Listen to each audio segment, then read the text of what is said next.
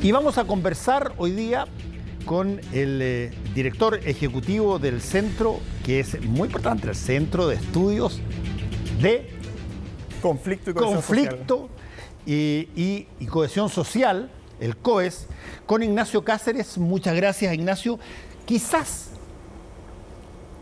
y quizás aquí estoy haciendo un poco de exageración para tratar de estimularte, pero dificulto que en los últimos 4 años haya habido un momento donde más se necesite el nombre de tu centro.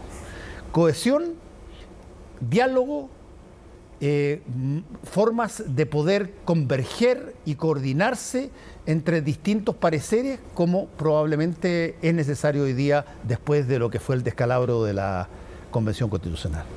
Ciertamente, tanto conflicto como cohesión son vistos como conceptos a los cuales apelar rápidamente para ver un poco los desafíos de esta sociedad actual que se mueve para todos lados, que nos desafía constantemente, ¿no? Entonces, nuestra misión por un lado es complejizar esas discusiones. O sea, conflicto no es la antítesis de cohesión, ¿ya? Y cohesión no se logra bajando el conflicto.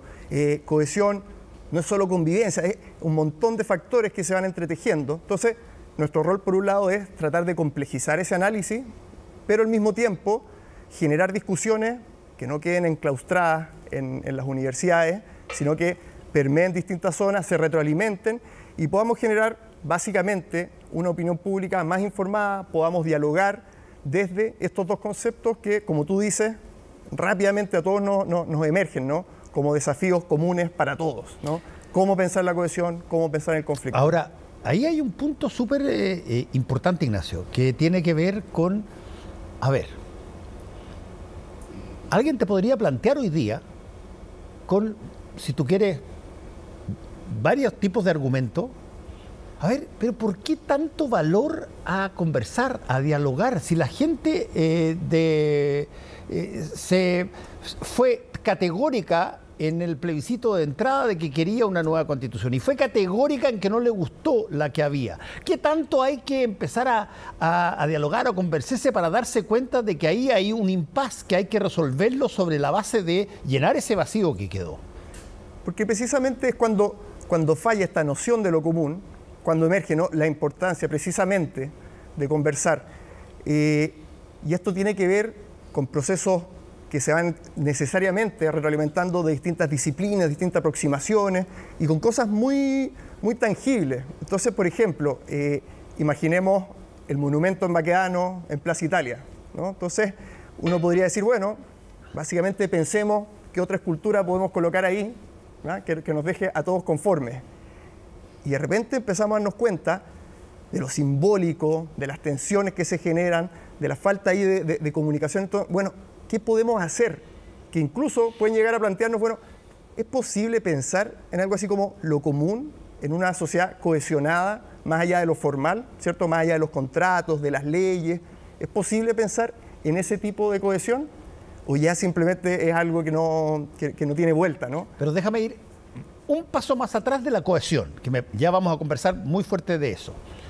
Voy a plantearte una cosa, pero en forma absolutamente provocadora, que tiene que ver con, a ver, hay momentos en la vida de las personas en que los diálogos no son el mejor mecanismo para que se pueda resolver una disputa. Y eventualmente por eso tienes guerras, por eso tienes peleas en las calles, por eso tienes las situaciones de violencia intrafamiliar, porque evidentemente el diálogo no funciona y ahí hay alguien ejerce una fuerza para poder eliminar el problema sobre la base de la violencia. Cuando la violencia o cuando llamémoslo así, las variables que no son racionales, conversemos, busquemos una forma de orientar este impasse que tenemos. No están o disponibles o no se quiere utilizar aquellas, quizás porque yo tengo en un momento dado más posibilidades de ganarte en la disputa fuerte y que otras veces donde eventualmente he estado en minoría. ¿Cómo se llega a valorizar el factor del diálogo como una variable que efectivamente hace que la ciudadanía y las personas generen racionalidad, generen su carga humanitaria que básicamente se trata de converger. Precisamente ese es un desafío crecientemente asociado a sociedades diversas, ¿no? Donde no solo somos o creemos que somos cada vez más diversos, sino que además distintas identidades van emergiendo como polos posiblemente de tensión.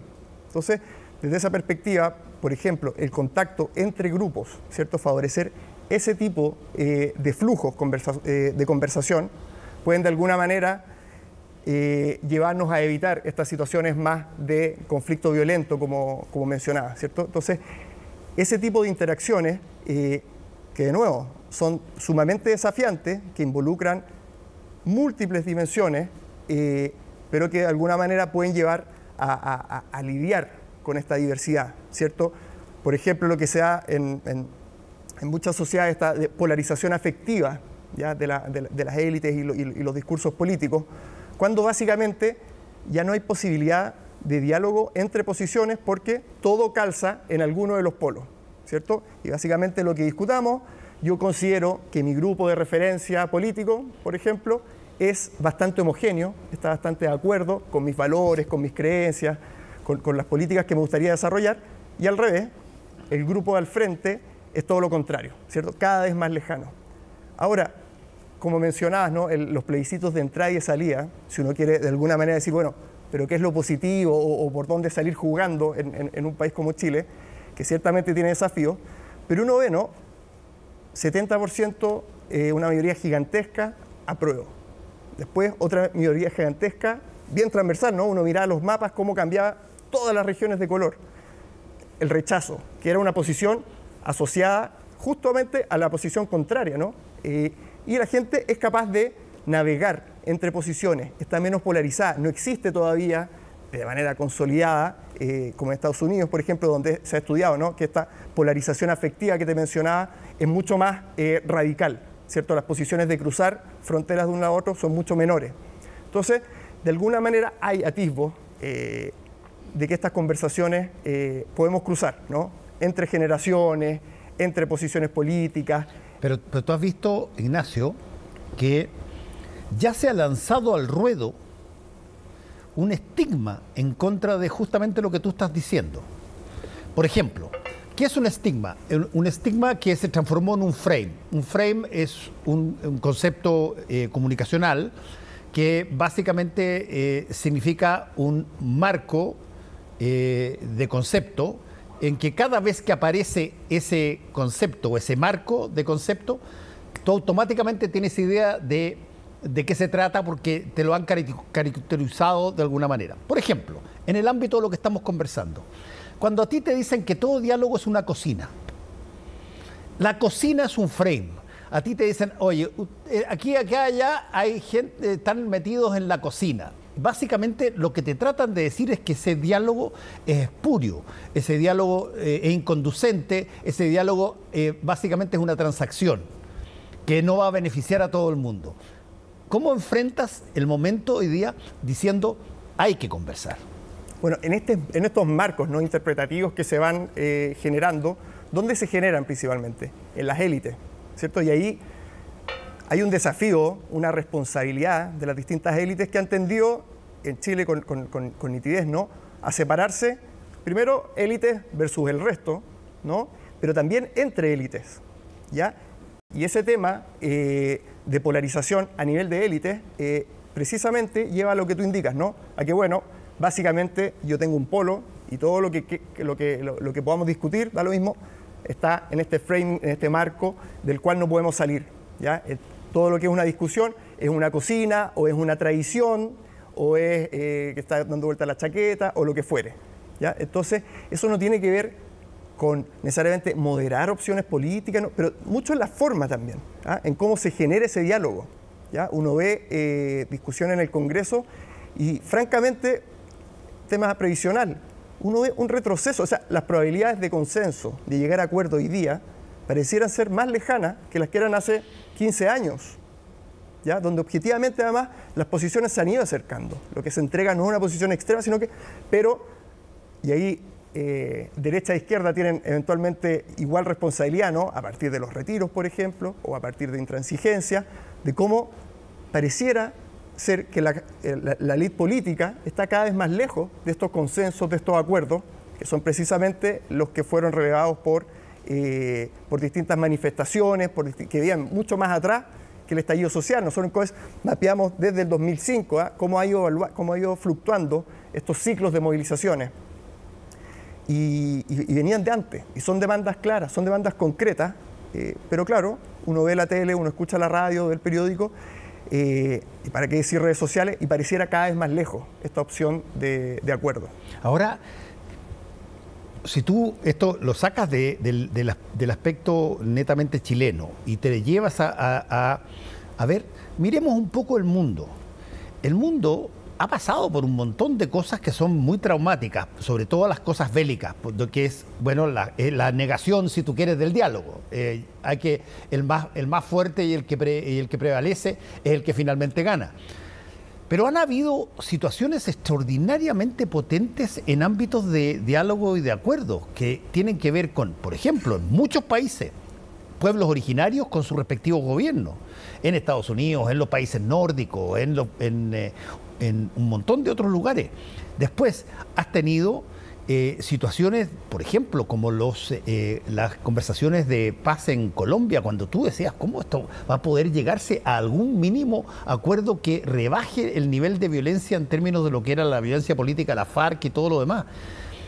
Lo mismo que estamos hoy día de alguna manera festejando o conmemorando lo que fue el acuerdo de ese 15 de noviembre para una situación que se veía sin horizonte posible, encontró un canal donde la gran mayoría derivó a un entendimiento sobre la base de una nueva constitución. ¿Cuándo tú ves las posibilidades de que los conflictos ciudadanos puedan canalizarse a través de diálogo y cuando ellos, bueno, tienen que canalizarse de otra manera? Yo creo que un elemento común a todos los ejemplos que tú mencionas tiene que ver con las instituciones y la confianza en las instituciones, ¿ya? Esto de la cocina, yo creo que fue malentendido, ¿no? En el sentido de que, mira, el problema de la cocina era básicamente que eran un grupo reducido, de los cuales no conocíamos nada, y frente a baja en la confianza institucional, bueno, emerge todo este resquemor frente a ese tipo de conversaciones. Pero no significa, y el acuerdo del 15 de noviembre, por ejemplo, así lo grafica, que no necesitemos y estemos dispuestos a confiar también en nuestros líderes, escogidos democráticamente, por ejemplo, que se encierren a conversar, ¿cierto?, en los pasillos, en las salas de reuniones, hasta en el baño. Me acuerdo que había conversaciones frenéticas de último momento. Y básicamente la ciudadanía confía también en las instituciones. Todo esto tiene un límite, ¿cierto? Todo esto no lo podemos tensionar de manera infinita, porque en algún momento se rompe esta confianza institucional. Entonces, por ejemplo, el tema de electorales, ¿cierto? En Chile tenemos un valor ahí, en lo que hace el CERVEL, en lo que hacemos todos. A mí me tocó participar en las últimas 5 o 6 elecciones como vocal de mesa. Lo que se genera ahí es muy importante para el país, ¿ya? El no impugnar esos resultados es una característica que no es obvia, no es normal. El valorar ese espacio democrático, este aumento de la participación. Uno puede decir, bueno, era obligatorio, qué sé yo, hay una multa muy poco creíble. Y así toda la gente dijo, no, bueno, me da más lata, me da menos lata, pero voy, ¿ya? Y el aumento fue, o sea... Déjame sacarte del espectro político y llevarte a otro escenario donde probablemente es tan necesario esa conversación, ese diálogo, como probablemente se da en el momento político, que tiene la ventaja de que básicamente ahí se parlamenta, por eso que se llama parlamento, esa es una de las funciones. Pero, por ejemplo, en el ámbito económico no es necesario todo el rato parlamentar. Y tú tienes situaciones que tienen que ver con la empresa entre sus trabajadores y sus dirigentes, y entre empresas del mismo rubro o competidores que funcionan muchas veces, pero con total y absoluta prescindencia de diálogo. ¿Cómo se entiende eso? A ver, yo creo que de a poco el mundo empresarial es mucho menos autoritario, incluso en ciertos aspectos de lo que uno imagina, ¿no? Y la preocupación constante que han tenido los últimos años por incorporar temas de participación, de discusión, de diversidad. Yo creo que es muy positiva, por ejemplo, la discusión sobre la diversidad, ¿ya? Precisamente nos pone en estos diálogos necesarios, ¿no? para evitar la confrontación directa. Entonces, bueno, ciertamente son elementos de confianza institucional, pero ahí también llega el tema de la confianza social, ¿no? Todo esto, un libro de Fukuyama muy viejo, del 94, 95, que te dice, ¿no? O sea, para los negocios es fundamental el tema de la confianza. ¿Ya? No es una cuestión de buena voluntad, no es una cuestión... Para que todo esto funcione, necesitamos de cierta confianza social a nivel de sociedad, pero también a nivel de instituciones, de organizaciones, ¿ya? Y eso es, si se quiere, en una dimensión vertical, ¿ya? Con las autoridades, con la legitimidad de la institución, la jerarquía, pero desde luego horizontal, para que puedan funcionar todos estos mecanismos. Mira, yo creo que tenemos una portada de un libro que yo pedí que estuviera hoy día, que es bien interesante. Es un libro de un escritor argentino, Mariano Singram, no sé si lo conoce, se llama El poder de las palabras. Y básicamente de lo que trata es de cuáles son las cosas que permiten que uno pueda hablar con otros sin tratar de hacer un gallito. No es un gallito eterno, sino que no, es conversar. Trato de entender lo que tú me estás diciendo, de repente te encuentro razón, de repente encuentras tú. ¿Cómo se maximiza la calidad de la conversación? Y este libro, que se llama El poder de las palabras, que me lo presentó, de hecho, aquí un día jueves, porque todos los jueves Raúl Sor trae un libro para presentar, uno de esos libros era este, lo leí. Es extraordinariamente interesante la cantidad de situaciones donde... el diálogo ha salvado situaciones que de otra manera hubiesen terminado en pero una cosa atroz. Pero creo que todavía este es El poder de las palabras de Mariano Sigman. Pero todavía creo que hay mucha gente que cree que en todo orden de cosas en que se juntan dos personas que piensan distinto, básicamente eso es un combate entre alguien que tiene que ganar y alguien que tiene que perder. Y el tema ahí, yo creo que hay varios puntos claves desde el cual uno puede considerar este poder de las palabras y el desafío de la comunicación, pero ciertamente nosotros creemos que el tema de la diversidad es cada vez más grande y que eventualmente la imposibilidad de diálogo es cada vez mayor, ¿ya? Pero en general está visto que la cohesión social se afecta no por un aumento necesariamente de la diversidad, sino que es la segregación, ¿cierto? La separación en distintos polos, la segregación física, ¿ya? La imposibilidad de contactarme contigo, incluso antes de generar algún tipo de debate o algún tipo de... sino simplemente compartir. Y ese tipo de segregación, o lo contrario, que sería este contacto entre grupos, entre integrantes de otros grupos, es uno de los factores que posibilita este diálogo, ¿no? Los estereotipos, por ejemplo. Todos tenemos estereotipos, ya eso no está mal, no es como ya, no, este compadre, esta comadre es racista. No, todos tenemos estereotipos. Todos los chinos son así, todos los negros son así, todos los rubios y cuicos son de esta manera, todos los... La gracia precisamente iguales, claro, es el contacto intergrupal, ¿cierto? Uno de los temas que estudio es el tema de las religiones, ¿ya? ¿Cierto? Como en Latinoamérica pasamos de un continente que era un monopolio católico a ciertas dinámicas de diversidad.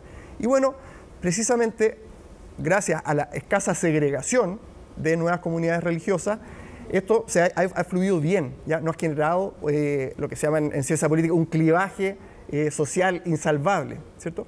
Pero ciertas comunidades que sí empiezan a segregarse, bueno, ahí se generan estas dinámicas, ¿no? De desconocimiento, de prejuicio, de discriminación, donde este desafío de comunicarse se vuelve cada vez más complejo. Por último, una línea cortita. ¿cómo puede la gente que nos está mirando acceder a las herramientas que, por ejemplo, el COES tiene a disposición de la ciudadanía para poder entablar conversaciones productivas? Sí, es un desafío gigantesco ese, porque tenemos desde luego múltiples públicos, si se quiere.